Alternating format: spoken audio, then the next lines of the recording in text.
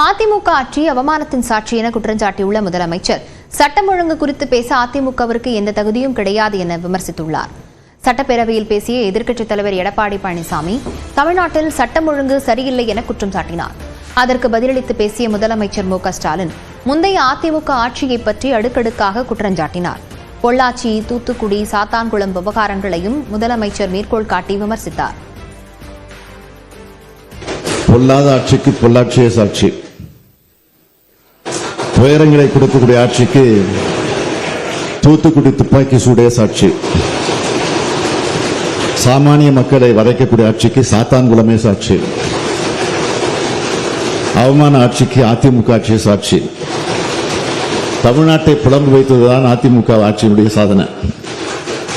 எங்கும் எதிலும் commission, corruption, collection என ஊழலிலே திணித்து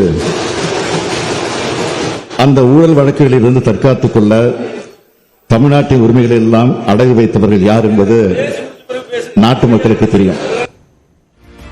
சட்டப்பேரவையில் பாஜக உறுப்பினர் வானதி ஸ்ரீனிவாசனுக்கு ஆதரவாக அதிமுக உறுப்பினர்கள் குரல் எழுப்பினர்.